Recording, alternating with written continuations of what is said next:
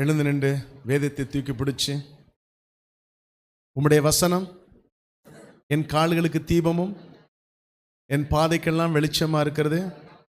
இன்று பேசப்படும் ஒவ்வொரு வார்த்தைகளையும் நீர் வருமட்டும் என்னுடைய வாழ்க்கையில் அபியாசப்படுத்துவேன் என்று உறுதி கூறுகிறேன். ஆமேன். இப்பவுமே ஜீவனே இல்லையே. ஹல்லேலூயா. நாம் இந்த நாளிலே கர்த்தருடைய சமூகத்தில் மறுபடியும் கூடி அவருடைய வசனங்களை தியானிக்க கர்த்தர் கொடுத்த பெரிய கிருபைக்காய், ஜீவனுக்காய், சுகபலனுக்காய் கர்த்தரை ஸ்தோத்திரிக்கிறேன். கர்த்தர் தாமே நம் நடுவிலிருந்து அவருடைய வார்த்தையை பிட்டு பகிர்ந்து நமக்கு கொடுப்பாராக. ஆமேன். ஏனென்றால் ஆண்டவர் எல்லா இடத்துலையும் அண்ணாந்து பார்த்து பிட்டு பகிர்ந்து கொடுத்தார் என்று பார்க்கிறோம். எனவே நாம் கொஞ்சம் பேராக இருந்தாலும் இந்த வார்த்தை ஒவ்வொருவர் இருதயத்தில் ஆழமாய் சென்றால் போதும். நாங்கள் எப்பொழுதுமே கர்த்தர் சிறியதை கொண்டும் பெரியதை கொண்டும் வேலை செய்ய வல்லவர். 12 சீஷர்கள் தான் இருந்தாங்க. அவர்களை கொண்டு உலகத்தையே கலக்கினார். இன்றைக்கு கிறிஸ்டியானிட்டி தான் உலக அளவிலே மெஜாரிட்டி ரிலிஜன். அதனால கர்த்தர் அப்படிப்பட்ட காரியங்களை நம் மூலமாயும் செய்வார் என்று விசுவாசித்து ஒரு நிமிஷம் கண்களை மூடி கர்த்தருடைய வார்த்தை நம்மளே செயல்பட நம்ம ஒப்பு கொடுப்போம். எங்களை அன்பா நேசிக்கிற கர்த்தாவே, இந்த நேரத்திலும் உலகம் எங்கெங்கோ ஓடிக்கொண்டிருக்கும் போது உங்கள் பாதத்தில் அமர்ந்து உடைய வார்த்தையை கேட்க ஆண்டவரே தெரிந்து கொள்ளப்பட்டவர்களை நீர் கொண்டு வந்த தயவுக்காய் நன்றி. இந்த நிமிஷத்திலும் உம்முடைய கரத்தில் எங்களை ஒப்பு கொடுக்குறோம். நீர் அதை கொண்டு எங்களுக்கு உடைய வார்த்தை கொண்டு என்ன சொல்ல சித்தமாக இருக்கிறீரோ அது மாத்திரம் சொல்லப்பட கிருபை தருவீராக. ஆமாண்டவரே, இயேசுவை தவிர வேறு ஒருவரையும் காணவில்லை என்று நாங்கள் வாசிக்கிறோம். அதே போல உம்மை தவிர வேற ஒருவரையும் ஒருவர் வார்த்தையும் கேளாதபடி உமக்கு செவி கொடுக்க அந்த மாதிரியான இருதயத்தை எங்களுக்கு தாரும். வார்த்தை உம்முடையது, கிருபை உம்முடையது, வல்லமை உம்முடையது. நீர் மாத்திரம் மகிமைப்படும். இயேசு இரட்சகரின் விலையேற பெற்ற நல நாமத்தில் ஏற்றுக்கொள்ளும் பிதாவே. ஆமேன். நாம் போன மாதம் சிந்தித்த அதே தியான குறிப்பை நாம் தொடர்ந்து எடுத்து செல்கிறோம். அதன் தொடர்ச்சியான ஒரு செய்தி தான் இது. உங்களுக்கு ஞாபகம் இருந்தால் நாம் எபிரேயர் 12 சீனாய் மலை, பெயர் குறிப்பிடப்படாத பற்றி எரிகிறதுமான மலையில் அனுபவத்திலிருந்து எப்படி விசுவாசிகள் சீயோன் மலையின் அனுபவத்திற்கு கொண்டு வரப்பட்டார்கள் என்கிற அந்த பாதையைத்தான் நாம் ட்ரேஸ் பண்ணி கொண்டு இருக்கிறோம். அதாவது எபிரேயர் 12 அதிகாரத்தில் வாசிக்க வேண்டாம், அன்றைக்கே நான் வாசிச்சிட்டோம். 18 வசனம் சொல்லுது, அக்கினி பற்றி எறிகிறதுமான மலை, பெயரே அந்த இடத்துல சொல்லக்கூட படவில்லை, பயந்து நடுங்கின மலை. அதிலிருந்து 22 வசனத்திலே நீங்களோ சீயோன் மலை. அப்போ இது விசுவாசிகளுக்கு எழுதப்பட்டது. அப்படிப்பட்ட பயங்கரமாய் தேவன் தன்னை பரிசுத்த தேவன் என்று மாத்திரம் காட்டின அனுபவத்திலிருந்து அன்பான தேவன் இவ்வளவாய் அன்பு கூர்ந்தார் என்று சொல்லப்படத்தக்கதாய் கர்த்தராகிய இயேசு கிறிஸ்துவின் மூலமாய், அவருடைய ஆவியானவரின் மூலமாய் சீயோன் பர்வதத்தின் அனுபவத்திற்கு நாம் கொண்டு செல்லப்படுகிறோம், பட்டு கொண்டு இருக்கிறோம். சீயோன், பரம சீயோனை நோக்கித்தான் நாம் ஓடுகிறோம். அதற்கு இடையிலே இருக்கிற ஆவிக்குரிய அனுபவங்களை கர்த்தர் எனக்கு கற்றுக் கொடுத்தபடி உங்கள் முன்பாக பகிர்ந்து கொள்ளதான் நான் அழைக்கப்பட்டிருக்கிறேன். அப்போது போன மாதமே நாம் அந்த சீனாய் மலையின் காட்சியையும், அது பிதாவின் சகாப்தம். குமாரனாகிய கிறிஸ்து வந்த பிறகு அது குமாரனின் சகாப்தம். அதிலே அவர் சில மலைகளை மேலிருந்து சில காரியங்களை சொல்லுகிறார். அவற்றை எடுத்தோம். அதிலே மலை பிரசங்கத்தை நாம் எடுத்து ஆண்டவர் அதிலே எப்படி வித்தியாசமாய் ஆசீர்வதிக்கிற தேவனாய், பாக்கியம் கொடுக்கிற தேவனாய், பயமுறுத்துகிறவராய் அல்ல, நேசிக்கிற தேவனாய் தன்னை காட்டுகிறார் என்பதை நாம் பார்த்தோம். எத்தனை பேர் ஞாபகம் வச்சுருக்கீங்கன்னு எனக்கு தெரியாது. அதன் பின்பதாக நாம் சொன்னோம், இன்னும் சில மலைகள் இருக்கின்றன சியோனுக்கு போவதற்கு முன்பாக. அதைத்தான் இன்று நாம் பார்க்கிறோம். பழையதை எதையும் நான் திருப்பி உங்களுக்கு சொல்ல போவதில்லை, ஏனென்றால் நாம் நேரத்திற்கு முடிக்க வேண்டியவர்களாக இருக்கிறோம். இப்போ இந்த சியோன் மலைக்கு வரும் முன்பதாக புதிய ஏற்பாடு நாம் மத்தேயுவிலேயே இருக்கிறோம், வேறு எங்கும் செல்லவில்லை. நாம் மத்தேயு சுவிசேஷத்திலே 5ஆம் 6ஆம் 7ஆம் அதிகாரங்களிலே இந்த மலை பிரசங்கத்தை பற்றி பார்த்தோம். அதை நம்ம திருப்பி நாம் சொல்லலை. பாக்கிய வசனங்கள், அதை தங்க வசனங்கள் என்று கூட நாம் சொல்லுவோம். அதைத்தான் இன்றைக்கு நாம் மனன பகுதியாக கொடுத்துருக்கிறோம். அது அவுட்டான கொஸ்டின். ஆமாம், அது போனஸ் கொஸ்டின் உங்களுக்கு. ஓகே, அதற்கு அடுத்தா போல 2 மலைகள் இருக்கின்றன. இதற்கு இந்த 2 மலைகளுக்கும் இடையிலே இன்னொரு மலையும் இருக்கிறது. முக்கியமானது மவுண்ட் டாபோர், தாபோர் மலை அல்லது மறுரூப மலை. தாபோர் மலை அல்லது மறுரூப மலை. இங்கே என்ன நடந்தது? இயேசுவானவர் மறுரூபம் அடைந்தார். என்ன அப்படி என்றால் மகிமை அடைந்தார். அதை அவருடைய சீஷர்களிலே தெரிந்து கொள்ளப்பட்ட சிலர் பார்த்தார்கள், அனுபவித்தார்கள்.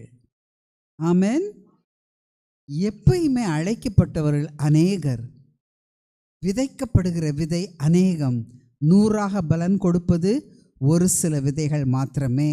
அப்போ அங்கே தெரிந்து கொள்ளப்பட்ட சீஷர்கள் மூவரும் ஆண்டவருக்கு மிகவும் அருகாமையில் தங்களை வைத்து கொண்ட பேதுரு, யாக்கோபு, அவன் சகோதரன் யோவான். பேதுரு எல்லாரையும் விட வயதிலே மூத்தவர், யோவான் எல்லாரையும் விட வயதிலே சிறியவன். அவன் ஒரு டீனேஜர், 16 வயது தான் இருக்கும் என்று சொல்லுகிறார்கள். அப்போது இந்த தாபோர் மலை மறுரூப மலை, இது ஒரு அனுபவம். ஒலிவ மலை என்ன மலை? நீங்கள் டைட்டில் பார்த்தீங்கன்னா mount Tabor and mount of olives. ஒலிவ மலை என்ன மலை? ஒலிவ மலையிலே ஆண்டவர் போய் ஜெபித்தார், அநேக நேரம் சீஷரோடு இருந்தார், கடைசியாக பரமேறினார். ஆமென்.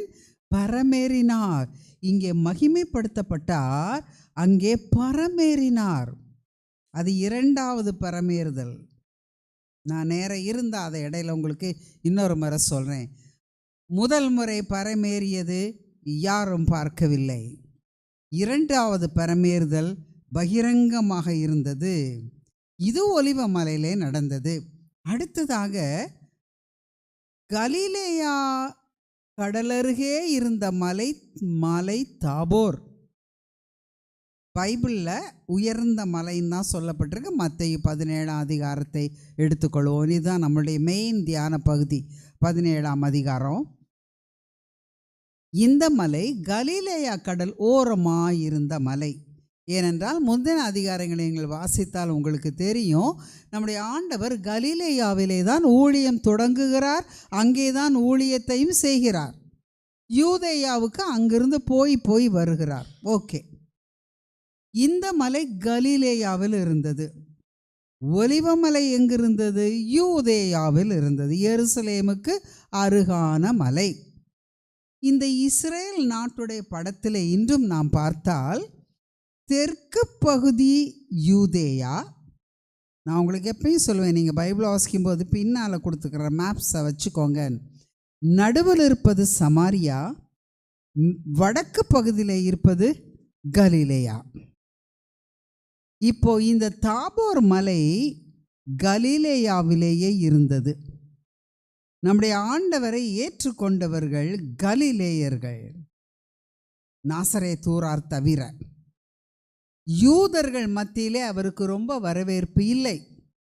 சமாரியர்கள் பயந்தார்கள், ஏனென்றால் அவர்கள் தீண்டக்கூடாதவர்களாய் கருதப்பட்டவர்கள்.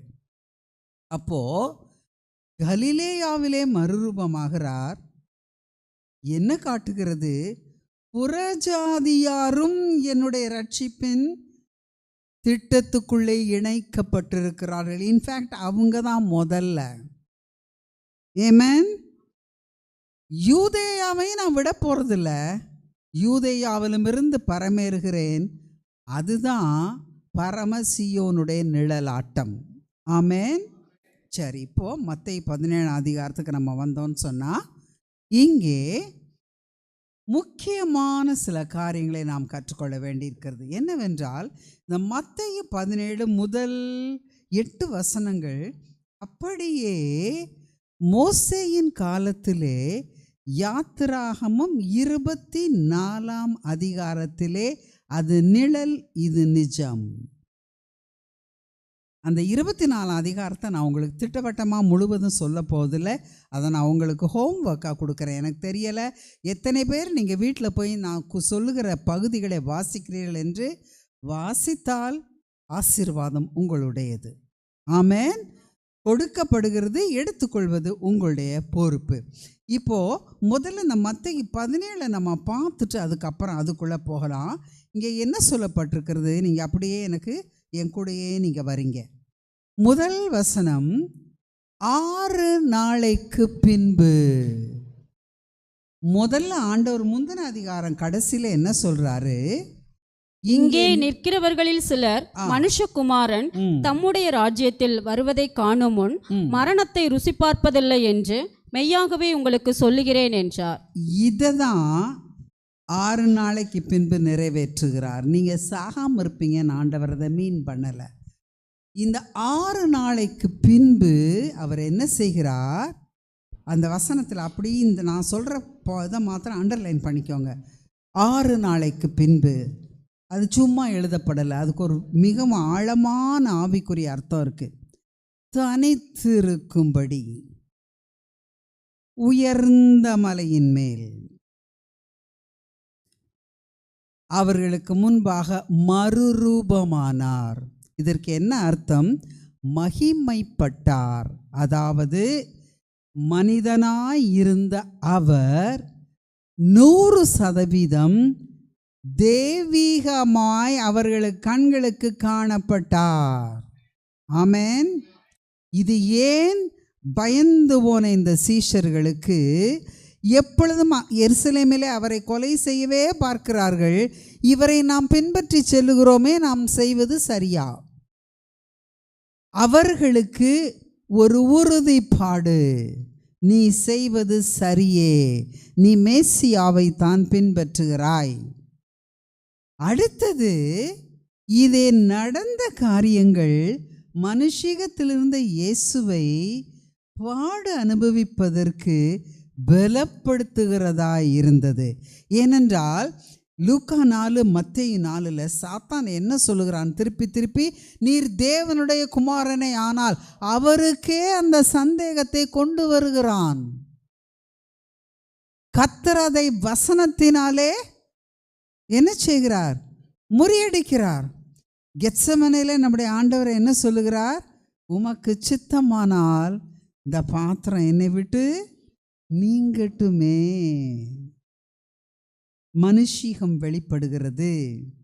அப்போ அவரை பலப்படுத்த வேண்டியது தேவாதி தேவனின் கடமையாயிற்று. ஆமென். இப்பொழுதும் நம்முடைய சவால்களை சந்திக்க, வாழ்வின் பாடுகளை எதிர்கொள்ள அவர் பலப்படுத்த வேண்டியது அவசியமாகிறது. ஆமென்.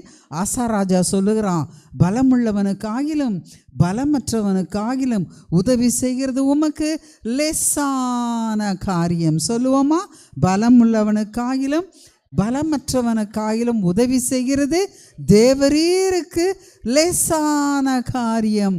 ஆதலால் எங்கள் கண்கள் உண்மையே நோக்கி கொண்டிருக்கிறது என்று சொல்கிறான். ஒரு போருக்கு போக முன்பதாக நாமும் ஆசாவை போல, தாவீதை போல அவரை மாத்திரம் நோக்கி இருக்க கற்றுக்கொள்வோம். எனக்கு ஆவியானவர் அழகாக அந்த பாடலை முன்னால் வச்சிட்டார். நான் சொல்லலை, பாஸ்டர்கிட்ட இதை நான் சொல்ல போகிறேன்னு சொல்லிட்டு. என்ன பாடல், எனக்கு ஒத்தாசை வரும் பர்வதங்களுக்கு நேராக என் கண்களை ஏறெடுக்கிறேன், அப்படித்தான் அந்த அரசர்கள் பண்ணி போரிலே வெற்றி பெற்றார்கள் என்று பார்க்கிறோம். எனவே நாமும் நம்முடைய ஒவ்வொரு நாள் வாழ்க்கையிலே அதை நம் குறிக்கோளாக கொள்ளுவோம். ஆமேன்.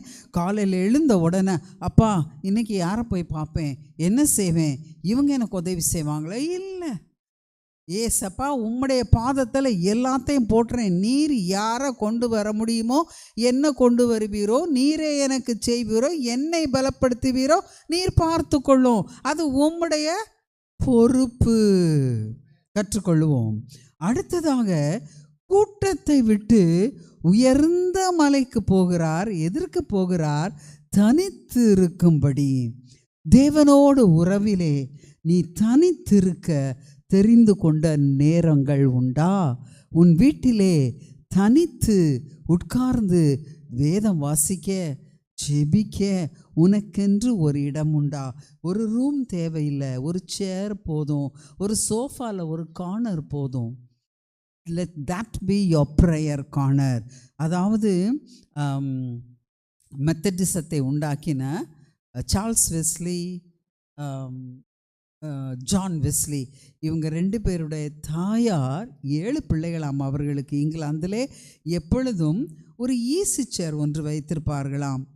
காலையிலே எழுந்த உடனே அல்ல, அவர்கள் ஃப்ரீ ஆகும்போது ஒரு நேரம் அந்த சேரில் உட்காந்து பைபிளை கையில் எடுத்துட்டா பிள்ளைய சொல்லிடுவாங்களாம், this is the prayer time, don't interrupt. ஒரு பிள்ளையும் போய் தொந்தரவு பண்ணாதான். சிறிய வீடு தான், ஆனால் she had a prayer chair. Amen. அதே போல் ஒரு ப்ரேயர் கார்னர், ஒரு பெரிய ரூம் போட்டுக்க அவசியம் இல்லை. அந்த இடத்துல உட்கார்ந்தீங்கன்னு சொன்னாக்கா உங்கள் ஃபேமிலி பீப்புளுக்கு தெரியணும், ரைட்டு ஜெபிக்க போகிறாங்க, வேதம் வாசிக்க போகிறாங்க, தொந்தரவு பண்ண வேண்டாம். அங்கேயும் உட்காந்துக்கிட்டு வெளியே இருக்கவங்ககிட்டையும் பேசிக்கிட்டு ஏய் இதை கொண்டு வா, ஏய் நீ அங்கே போயிட்டு வா, இல்லை, அதற்கான நேரத்தை நீங்கள் தெரிந்தெடுத்து கொள்ளுங்கள். ஆமேன். தொந்தரவில்லாத ஒரு நேரத்தை தனித்திருக்க வேண்டியது மிகவும் அவசியம். இயேசுவானவருக்கே அது தேவை என்றால் நமக்கு மிகவும் மிகவும் தேவையாயிருக்கிறது. ஆமேன். சரி, அப்போ உயர்ந்த மலை, இந்த கீழே இருக்க எல்லா சந்தடியையும் விட்டு மேலே கூட்டிட்டு போயிட்டார் ஆண்டவர். நான் இன்னொரு மாடலை உங்களுக்கு காட்டுறேன். சரி, அப்படியே கீழே வாங்க. அவர் முகம் சூரியனை போல், அண்டர்லைன், வஸ்திரம் வெளிச்சத்தை போல் வெண்மையாயிற்று. இதையே யோவான் வெளிப்படுத்தல் 1ஆம் அதிகாரத்திலே கண்டு கொள்ளுகிறான். அப்பொழுது இந்த யோவான் இதை நினைவு கூர்ந்து கொள்ளுகிறான், மரித்தேன் ஆனாலும் இதோ சதா காலங்களிலும் உயிரோடு இருக்கிறேன் என்று அவர் சொல்லும்போது, ஓஹோ இது மேசியா, வேறு ஒருவரும் அல்ல. ஆமேன். சரி, அப்படியே கீழே வரும்போது என்ன நடக்கிறது? அந்த இடத்துல நம்ம அந்த இது நமக்கு தெரியும் இன்சிடெண்ட்.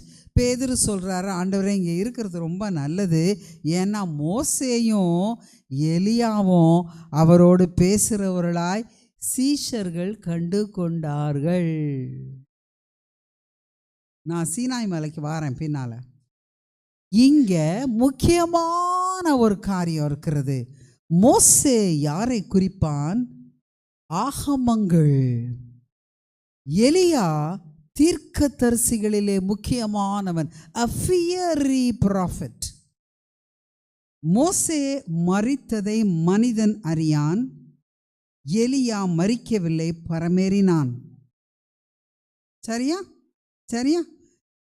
இப்படி நாமளா கதை சொல்கிறோமா? இல்லை. லூக்கா 24ஆம் அதிகாரத்தில் நம்முடைய வேகம் எடுத்துட்டிங்கன்னா வாசிங்கம்மா. ஆண்டவரே சொல்கிறாரு, 27ஆம் வசனப்பா, 24:27. மோசே முதலிய சகல தீர்க்கதரிசிகளும் எழுதின வேத வாக்கியங்கள் எல்லாவற்றிலும் தம்மை குறித்து சொல்லியவைகளை அவர்களுக்கு விவரித்து காண்பித்தார். அப்ப ஆண்டவர், இது உயிர்த்தெழுந்த ஆண்டவர் எம்மா ஊருக்கு போன 2 சீஷர்களோடு தரிசனமாகிறார். அப்ப அவருக்கே தெரியும் மோசே எழுதியதும் தீர்க்கதரிசிகள் எழுதியதும் தன்னை குறித்ததென்று. ஆமேன். கவனிங்க கொஞ்சம், பி அலர்ட் ப்ளீஸ். விழித்திருந்து ஜெபம் பண்ணுங்கள், ஜெபம் பண்ணி விழித்திருங்கள் என்று ஆண்டவர் சொல்லுகிறார். அப்போ இந்த இடத்திலே அது உறுதிப்படுகிறது, நாம இதை கதை சொல்லவில்லை. சரியா? அடுத்தது யோவான் எழுதின சுவிசேஷம் 1:45 பிலிப்பு நாத்தான் வேலை கண்டு நியாயப்பிரமாணத்திலே மோசேயும் தீர்க்கதரிசிகளும் எழுதியிருக்கிறவரை கண்டோம். அவர் யோசேப்பின் குமாரனும் நாசரேத்தனுமாகிய இயேசுவே என்றான். ரெண்டாவது உறுதிப்பாடு வந்துருச்சா? நம்முடைய ஆண்டவர் சீஷர்களை அங்கே அழைக்கிறார். 2 பேர் தேடி வருகிறார்கள், மற்றவர்கள் ஒரு சிலரை அவர் அழைக்கிறார். இது ஒரு அழகான அதிகாரம். இந்த வாசிங்க, இந்த அதிகாரத்துக்கு பேர் கண்டு வந்து பார், வந்து பார். யோவான் 19 எழுதுறாரு, காணாதிருந்து விசுவாசிக்கிறவர்கள் பாக்கியவான்கள், கண்டதுனாலே விசுவாசிக்கிறாய். இவர்கள் எல்லாம் கண்டதுனாலே விசுவாசித்தவர்கள். சரி, அங்கேயும் நாத்தான்வேல் பிலிப்புக்கிட்ட சொல்கிறான். ஏன்னா பிலிப்பு கேட்குறான், நாசரேத்திலிருந்து என்னையா நன்மை வரும்? ஏன்னா நாசரேத்து கலிலேயாவில் இருக்குது, அங்கேருந்து ஒன்றும் நன்மை வராது, வந்து பார். அதே போல தான் நம்ம பார்க்கிறவர்கள், இவங்கள்லாம் ஒரு வேஸ்ட்டு, வந்து பார். அவங்க செய்கிறத பார்க்க மாதிரி இருக்கிறோமா? ஆமென். அப்போது அந்த இடத்திலும் அவன் சொல்லுகிறான், அவருக்கு பின் சென்ற சீஷன் சொல்லுகிறான், மோசேயும் தீர்க்கதரிசிகளும் எழுதியிருக்கிறவரை கண்டோம். ஆமென். அப்போ தெளிவாயிருது, இவரே மேசியா என்று அந்த இடத்திலே உறுதிப்படுத்தப்படுகிறது. ரைட்டா? ரைட்டா? இன்னும் ஒரு காரியம் அப்படியே வரும்போது இவன் பேதுரு சொல்கிறான், கூடாரங்களை போடுவோம், அதை விட்டுருவோம். என்ன நடக்குது? ஒளியுள்ள மேகம் நிழலிட்டது. அண்டர்லைன். அதிலிருந்து இவர் என்னுடைய நேசகுமாரன், இவரில் பிரியமாயிருக்கிறேன். பேதுருவே, நீ ஐடியா கொடுக்க வேண்டாம், இவருக்கு செவி கொடுங்கள். அதுதான் அங்கே அர்த்தம்.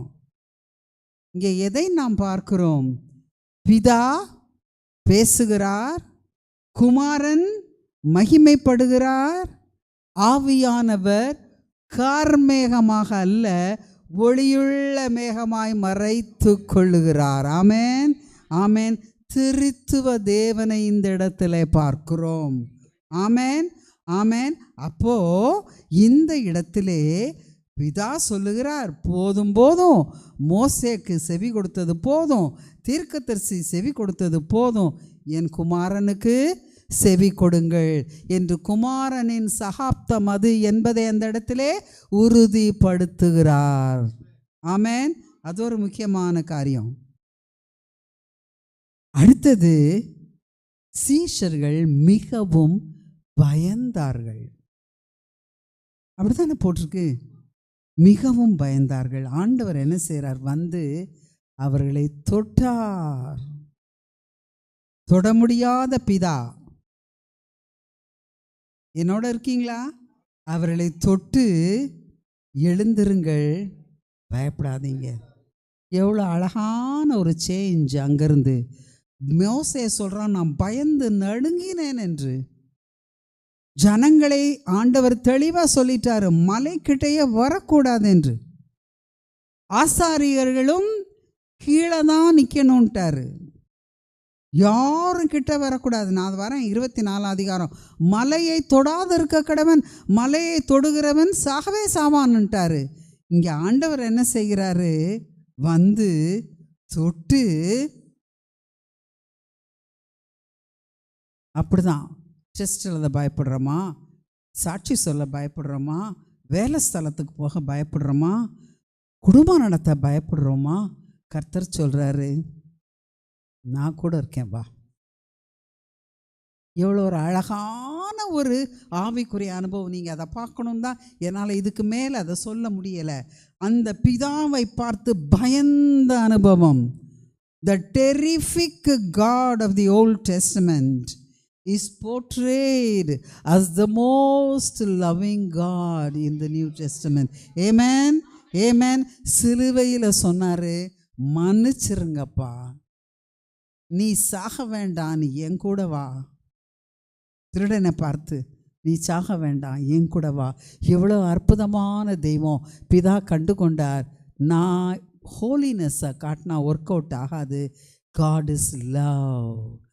தேவன் அன்பாகவே இருக்கிறார். லவ் இஸ் காட்னு எங்கே எழுதி போடாதீங்க.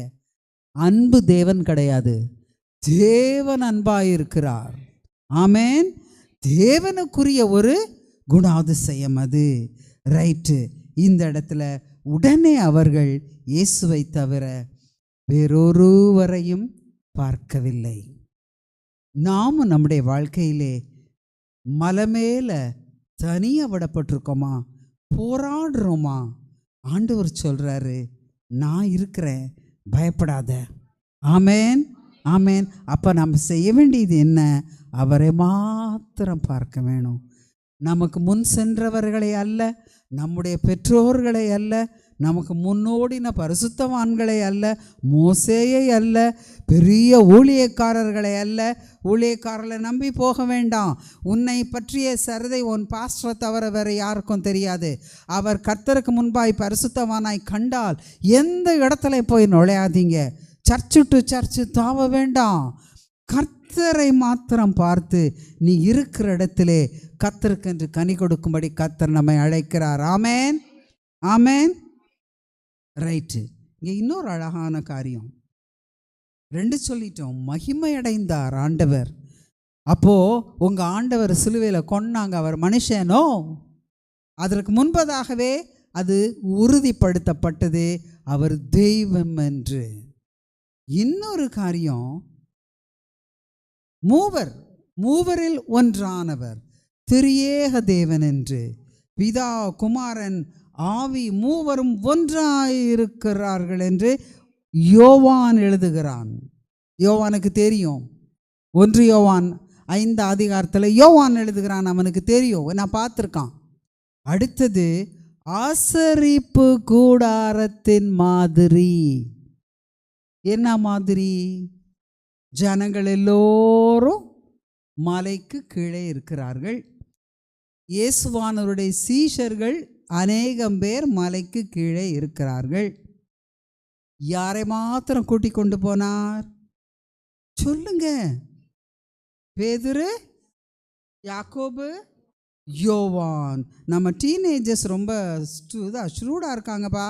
பேதுரு, யாக்கோபு, யோவான். ஆசரிப்பு கூடாரத்தில் வெளிப்பிரகாரம், சரியா? அங்கே பலி செலுத்துவார்கள், எல்லோரும் வரலாம்.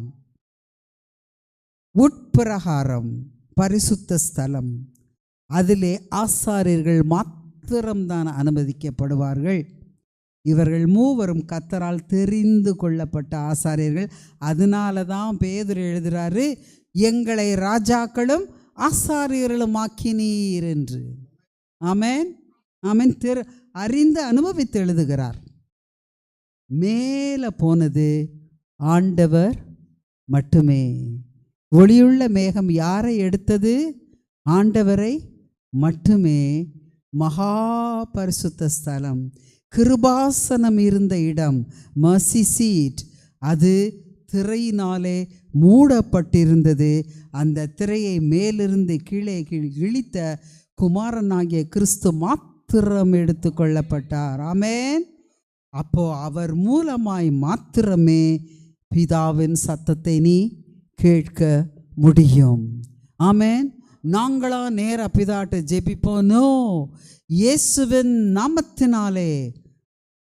The English speaking people ஜெபிக்கும் போது Lord we come to you in the name of Jesusங்கிற வார்த்தை தான் முதல்ல சொல்லுவாங்க, கவனிங்க. அப்புறம் தான் they'll put down the whole thing. நம்ம கடைசியில் சொல்கிறோம், doesn't matter. ஆசரிப்பு கூடார மாதிரி, சரியா? அடுத்தது கெத்சமனேயின் மாதிரி. தாபோர் மலையிலேருந்து என்ன கற்றுக்கொள்ளுகிறோம்? ஆசரிப்பு கூடார மாதிரி, திரித்துவ தேவனின் மாதிரி. அடுத்தது இப்போ நான் என்ன சொன்னேன்? கெத்சமனேயின் மாதிரி. என்ன நடந்தது? நம்முடைய ஆண்டவர் கெத்சமனைக்கு வரும் பொழுது எல்லா சீஷர்களையும் வெளியே விட்டு நீங்கள் கொஞ்சம் இருங்கள் என்று சொல்லி பேதுரு, யாக்கோபு, யோவானை மாத்திரம் கூட கொண்டு போனார். ஏனென்றால் இவர்கள் மாத்திரமே மறுரூபமானதை கண்டார்கள். ஆமென். ஸோ ஆண்டவர் மனுஷீகத்தில் எதிர்பார்த்தது இவர்கள் ஜெபித்து தன்னை தாங்குவார்கள் என்று. அவர்களோ நித்திரையானார்கள்.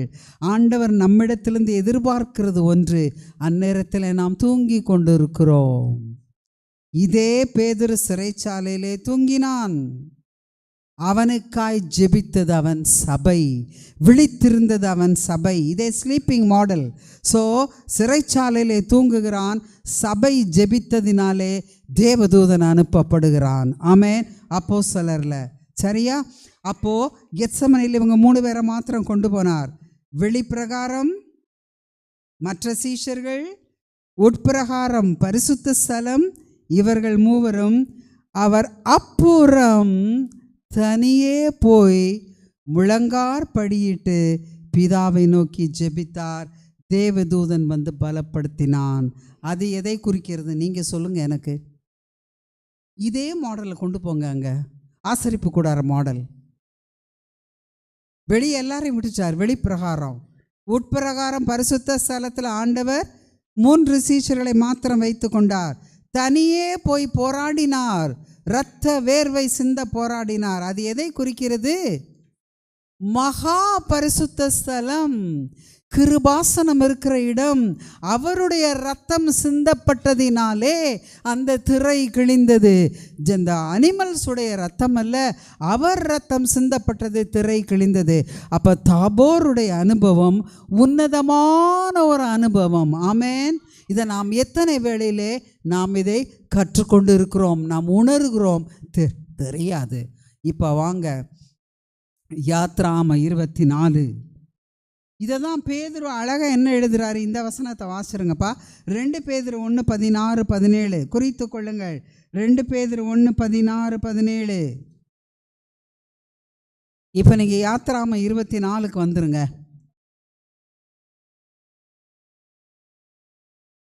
பேதுரு எழுதுகிறாரு. தாபோர் மலையிலே இயேசுவோடு இருந்த பேதுரு எழுதுகிறார், நாங்கள் தந்திரமான கட்டுக்கதைகளை பின்பற்றுவர்களாக அல்ல, அவருடைய மகத்துவத்தை கண்ணார கண்டவர்கள். எங்கே கண்டார்கள்? தாபோர் மலையிலே கண்ணார கண்டவர்களாய் நம்முடைய கர்த்தராகிய இயேசு கிறிஸ்துவின் வல்லமையும் வருகையும் உங்களுக்கு அறிவிக்கிறோம். சொல்லுற சத்தம் கனத்தையும் மகிமையும் பெற்றபோது அவரோடு கூட நாங்கள் பரிசுத்த பர்வதத்திலே இருந்தோம் என்று எழுதுகிறான். போதுமா பேதுருவின் சாட்சி? போதுமா யோவான் எழுதிய சாட்சி? ரைட்டு. இப்போ இதை மாத்திரம் சொல்லி நான் முடிக்கிறோம். அதான் நான் சொன்னேன், நம்ம தாபோர் மலையில் மாத்திரம்தான் இன்றைக்கி இருக்க முடியும். வேகமாகவே நான் சென்றிருக்கிறேன். பேதுருவை பார்த்து பிதாவானவர் இவருக்கு செவி கொடுன்னு சொன்னது நமக்கு முக்கியமான ஒரு படிப்பினை. என்ன படிப்பினை? ஜெபத்திலே ஆண்டவரே இதை நீர் இந்த நாளுக்குள்ளே செய்தே ஆக வேண்டும். Who are you to direct him? நீ அவருக்கு சொல்ல வேணாம் கூடாரம் போடுன்னு, நீ சொல்ல வேணாம் இங்கேயே இருந்துக்கிடுவோன்னு. அவர் என்ன சொல்கிறாரோ அதன்படி செய். அதனால தான் நான் கற்றுக்கொண்டது என் குழந்தை பருவத்திலிருந்து இன்னும் என் குடும்பத்திலும் என் பிள்ளைகளுக்கும் நான் சொல்லுவது, உம் சித்தம் நிறைவேற என்னை ஒப்பு கொடுக்கிறேன். உமக்கு எது பெஸ்ட் என் வாழ்க்கையிலன்னு தெரியுது ஆண்டவரே, அதை மாத்திரம் கொடுங்க. கர்த்தரின் ஆசீர்வாதமே ஐஸ்வர்யத்தை தரும், அதனோடைய அவர் வேதனையை கூட்டார். நீ கேட்டு பிடுங்குகிற ஆசீர்வாதத்தோடு வேதனை வரும், அதை பிடித்து கொள்வதற்கு தயாராய்கொள். அதனால் ஆண்டவர் கொடுத்தார். நோ. ஆமென். அவருடைய சித்தத்துக்கு ஒப்பு கொடுக்கப்படி he'll do the best for you. நான் சாட்சியாக உங்களுக்கு சொல்கிறேன், இத்தனை வயது போதும் உங்களுக்கு சாட்சி சொல்ல. அவர் சித்தம் என்று விடு, உன்னை பியூட்டிஃபுல்லாக மாற்ற அவருக்கு தெரியும். ஆமேன். அதனால தான் பிதா சொல்கிறாரு, பேதுருவே நீதான் எல்லோருக்கும் முந்தினவன் பேதுரு என்னப்பட்ட சீமோன். சீஷர்கள் பெயரை எழுதும்போது அப்படித்தான் எழுதணும். முந்தினவன் பேதுரு என்னப்பட்ட சீமோன், நீ முந்தினவன் தான். ஆனால் நீ ஐடியா கொடுக்க வேண்டாம், இவர் என்ன சொல்கிறாரோ அதை கேட்டு கற்றுக்கொள்வோம் பிதாவே. அதனால தான் பரமண்டல ஜெபத்தில் உம்முடைய சித்தம் பரலோகத்தில் செய்யப்படுது போல ஆமென். சரி, இப்போ கடைசியாக இந்த 24 குயிக்காக நான் முடிச்சிடுறேன்.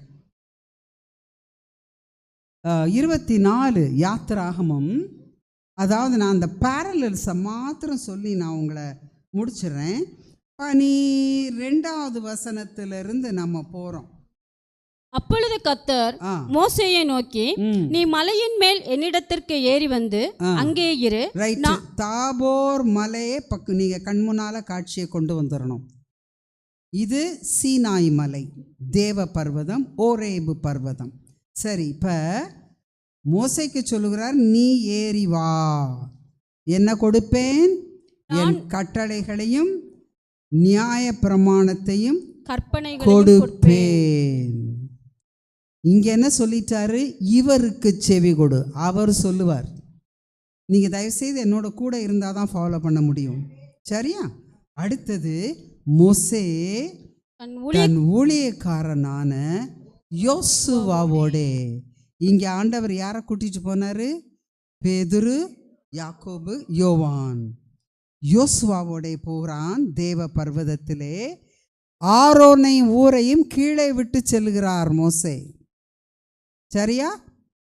மோசே மலையின் மேல் ஏறின போது ஒரு மேகம் மலையை மூடிற்று, சரியா?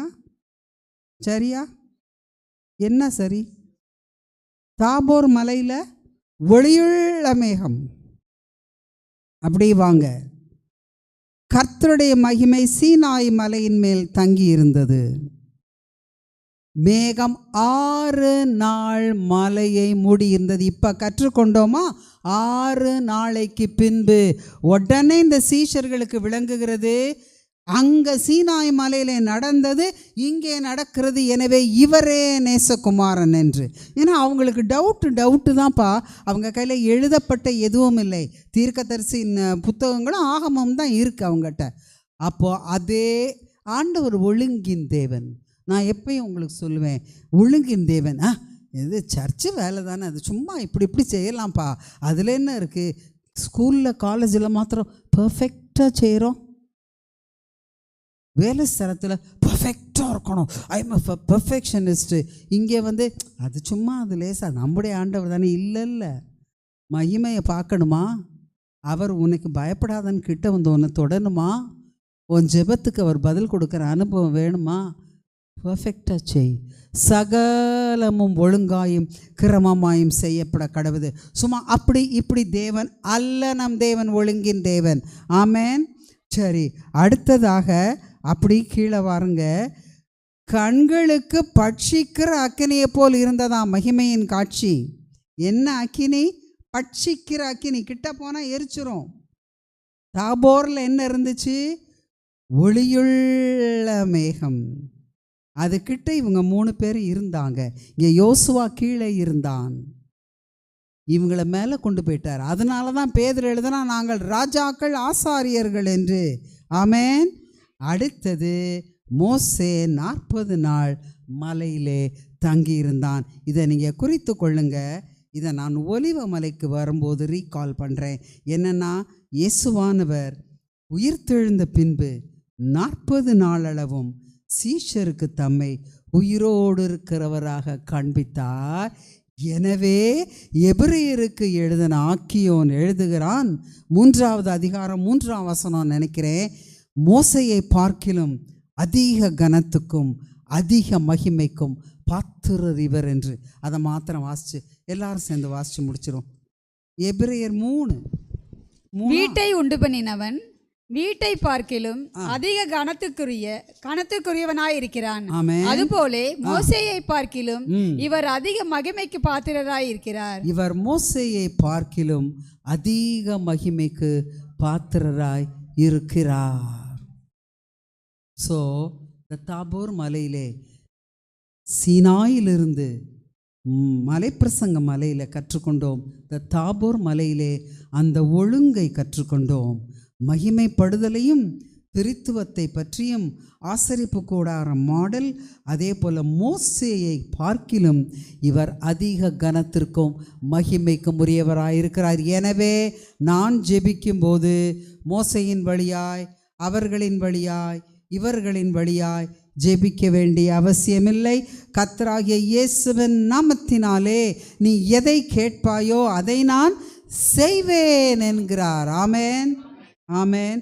அப்படியே நாம் இதை கற்றுக்கொண்டு இந்த கற்றுக்கொண்ட பாடங்களை நம் வாழ்விலே மிகைப்படுத்தி அதன்படி வாழ கர்த்தர் நமக்கு உதவி செய்வாராக. ஆமென். ஹல்லேலூயா. இந்த யாத்திராங்க 24 மறுபடியுமாய் நான் அதை ரீகால் பண்ண வேண்டி வரும். அதில் அநேக உண்மைகள், ஆவிக்குரிய உண்மைகளை நாம் கற்றுக்கொள்ள வேண்டி வரும். ஒரு நிமிஷம் கண்களை மூடி கர்த்தர் கொடுத்த வார்த்தைக்காய் அவரை ஸ்தோத்திரிப்போம். வாயை திறந்து சொல்லுவோமா, ஆண்டவரே, இந்த வார்த்தைகளின் மூலமாய் எங்களுக்கு நீர் போதித்த எல்லா ஆவிக்குரிய சத்தியங்களுக்காக துதிக்கிறோம். ஆண்டவரே, ஒவ்வொரு சத்தியத்தையும் கேட்டு அதன்படி நாங்கள் நடக்க வெளியருகே விழுந்த விதையல்ல, கற்பாறையின் மேல் விழுந்த விதையல்ல, ஆண்டவரே, குறுக்கும் நெருக்கமான முள்ளுகளுக்குரிய விதைக்கப்பட்ட விதையல்ல, நல்ல நிலத்திலே விதைத்த விதையாய் 60 30 அல்ல 100ஆகவே பலன் தர இன்றைக்கு உம்மை தேடி உம் சமூகத்திற்கு வந்த சிறியோரையும் பெரியோரையும் ஆசீர்வதித்து ஆவி ஆத்துமா சரீர தேவை எல்லாவற்றையும் சந்தித்து அவர்களை பிறரை பார்க்கிலும் உன்னதர்களாக்கி ராஜாக்களாக்கி ஆசாரியர்களாக்கி உடைய நாமத்தை மற்றவருக்கு எடுத்து சொல்ல பிரயோஜனப்படுத்துவீராக. உடைய கரத்தில் எங்களை ஒப்பு கொடுக்கிறோம். எங்கள் சபையும் பாஸ்டர்மா குடும்பத்தையும் ஆண்டவரே உமக்கென்று ஊழியம் செய்கிற அனைவரையும், எங்கள் சிறு பிள்ளைகளையும் எங்கள் வாலிப பிள்ளைகளையும் பெரியோரையும் உம்மை கருத்தில் ஒப்பு கொடுக்கிறோம். கர்த்தருடைய செட்டிகளின் நிழலிலே வந்து அடைகிறோம். நீர் எங்களுக்கு துணையாயிருப்பதனால் முதல் செட்டிகளின் நிழலிலே கழிகூறுகிறோம். எல்லா துதியும் கனத்தையும் மகிமை கர்த்தராகிய இயேசுவின் மூலமாய் பிதா குமாரன் பரிசுத்தாவியான ஒன்றானமை தேவனுக்கே செலுத்துகிறோம். நல்ல பிதாவே, ஆமேன், ஆமேன்.